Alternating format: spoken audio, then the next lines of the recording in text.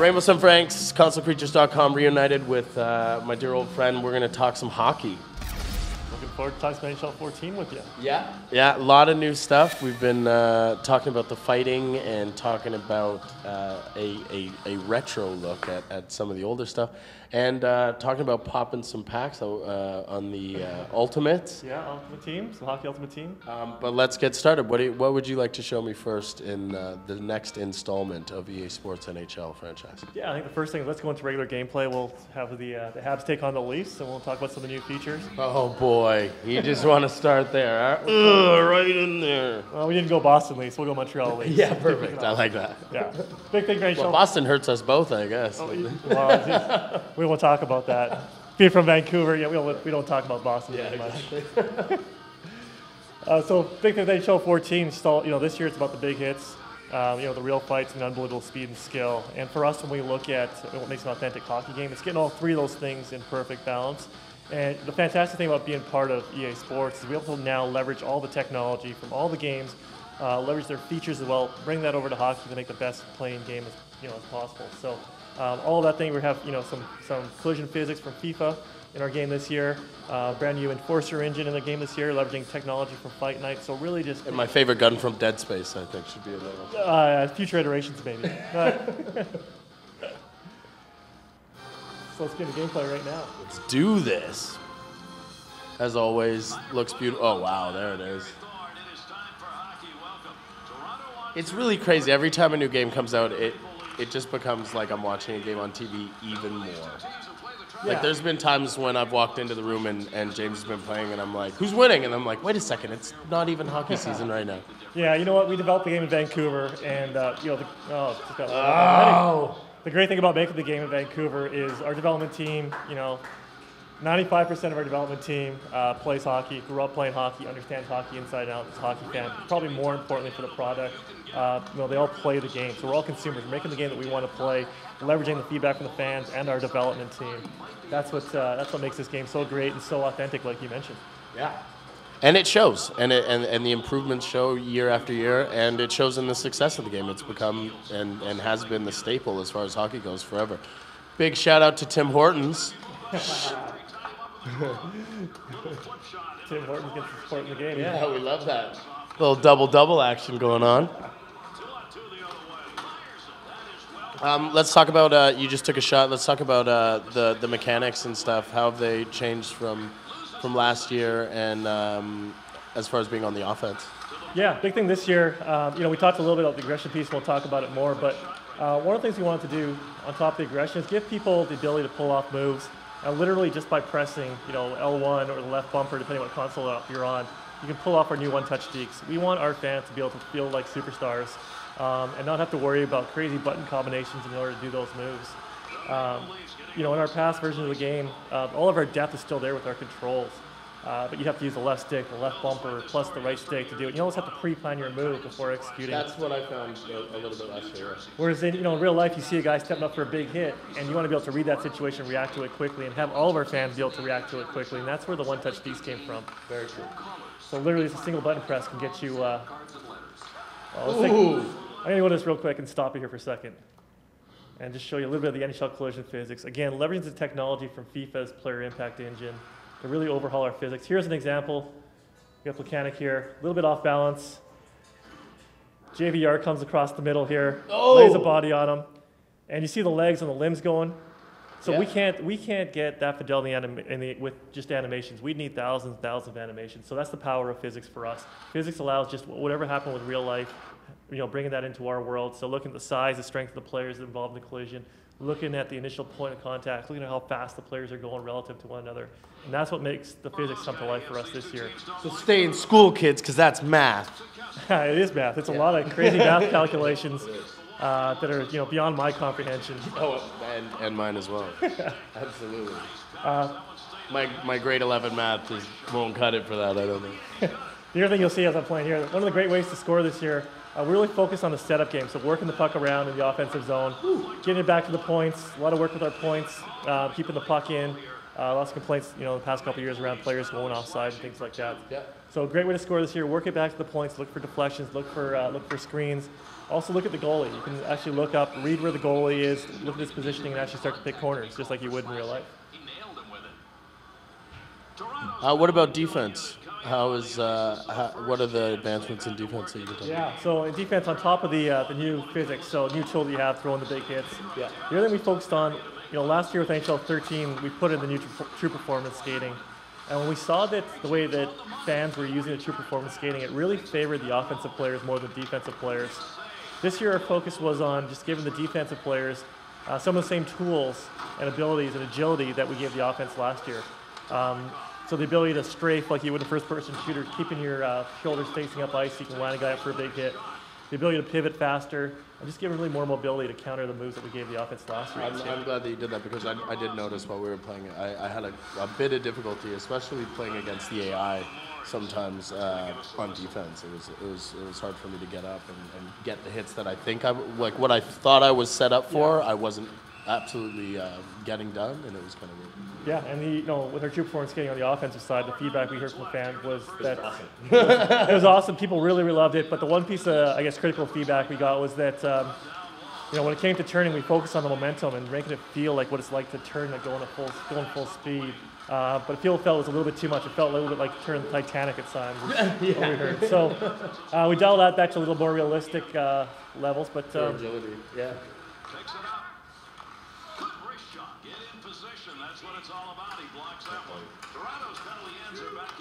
Woo! There it is. There's actually a good example. If you look up and watch Carey Price's positioning here, favoring a little bit to his left, I was able to pick the top corner. So a really important part of the game, real skill element of the game this year is the ability to read the goalie. Well, is there a code that you can put in where I can do the quick left-right move from 94, 95? Up, down, left, right, something like that. Where I was winning games 73-0 back then. We spend it's interesting. We spend a lot of time every year just when the game comes together, just focusing on the balancing of the game and trying to get out all the exploit goals. Yeah. We spend hours and hours and hours working on that. No, I want you to put them back in. You're the first person that wants to put those goals back in. It's an important part. We want the game to play like authentic hockey, and when we get it out there, and within the first couple days, there's millions of games being played. Absolutely. Millions of games being played, and people find these goals. And the great thing is with our tuner sets now, we can actually react to the feedback and tighten the game up based on feedback, even after. The wraparound from #93 was really good. That was my favorite in '93. Here's another. I just want to show this again. When we talk about the power of the physics and the way it's changed the way our game feels, look at this hitting this in real life. Just crushed. And he just gets. That's an injury. Just gets blindsided here. Gets eliminated. And if you look at so watch where the initial point of contact is, a couple feet away from the boards, and then he gets just driven back. Secondary collision. And we got the fans liking it. Yeah, that one dude was like, "That's wicked!" Dumont, puck down there somewhere as they try and dig it out. Let's see if we get some. Jay Barzell from Goon. Yeah, one other thing to point out right now, we're playing on the default settings, and when we talk to our fans, both casual and our core fans, what everybody wants is authentic hockey. What differs though is what their perception of authentic hockey is. So a more casual fan, authentic hockey is lots of goal scoring. Every player can do cool dekes and pull off nice moves. Lots of big hits. Sometimes, smaller guys knocking over bigger guys, but just getting the satisfaction of the big hits and having lots of fight.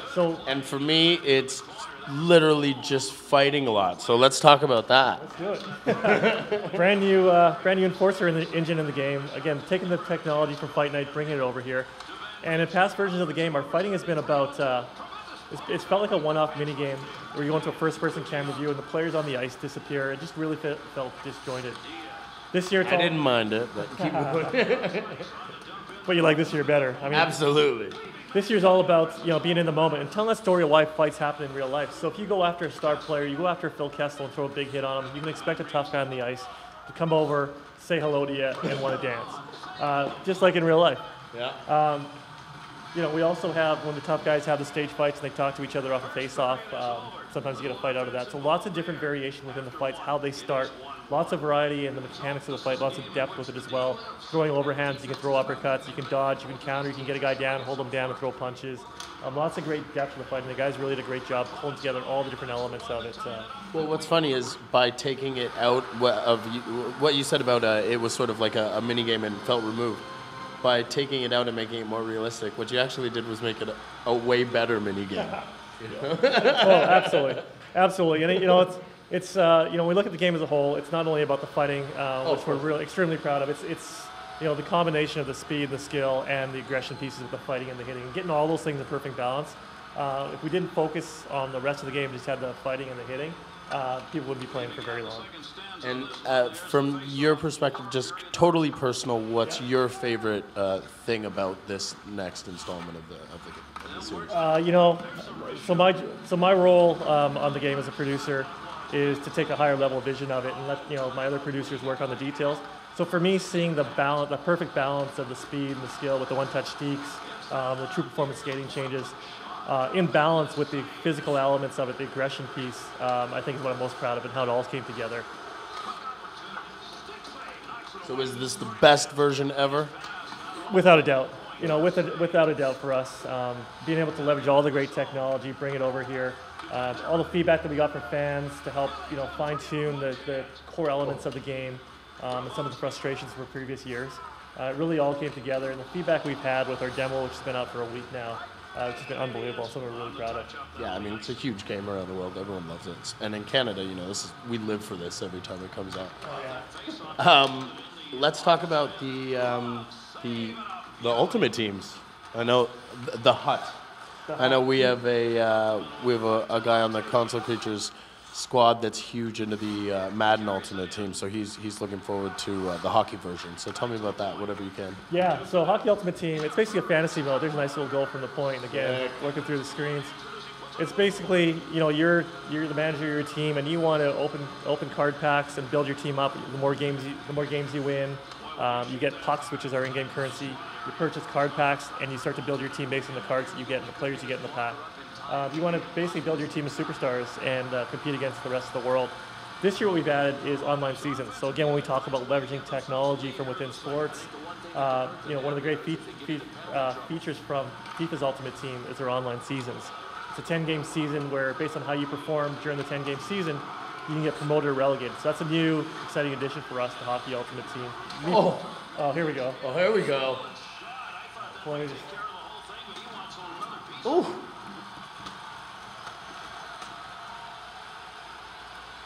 See if I can stop him here. Sit him down.